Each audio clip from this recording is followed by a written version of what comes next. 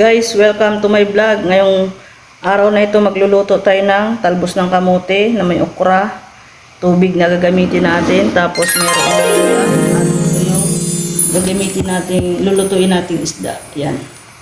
Mga guys, samahan niyo ako sa pagluto na to.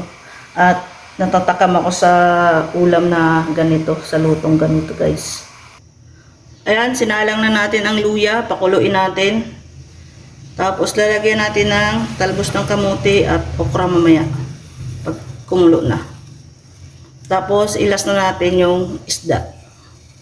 Yan na guys, kumukulo na. Ilalagay na natin ang talbos ng kamote. Matigas kasi ito eh. Panguli na lang natin yung ating fish. Tapos susunod natin ang ating okra. Dahil dalawa lang naman kami ni Ama ang kakain, kaya kunting sabaw lang para mas lalong malasa.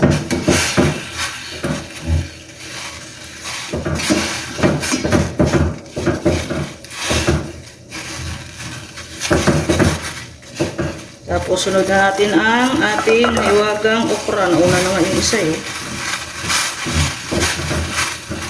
Tapos lagyan natin mamaya ang fish. Pakuluan lang natin yan guys. Takpan muna natin ng ilang minuto. Yan, kumukulo na. Tapos, lagay na natin ang ating isda. Wow! Okay. Grabe yung isda natin guys. Ito yung ating isda. Tatlong hiwa. Ito yung ating nag-crave ako. Nag-crave ako mga kapatid. Tapos takpan muna natin para maluto.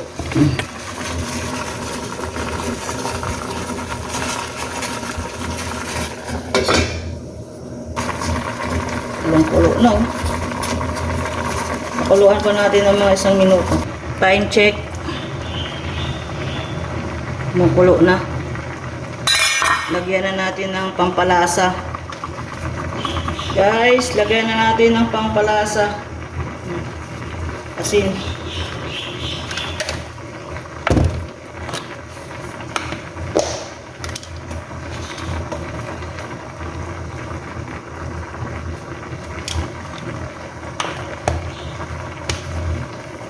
Grabe.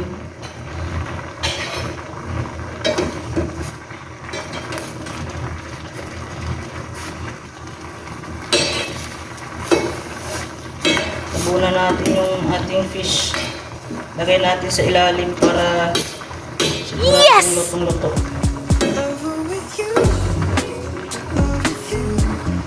Pa natin. Sa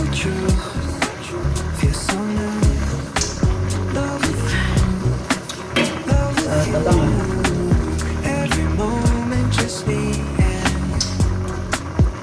Ay, sarap.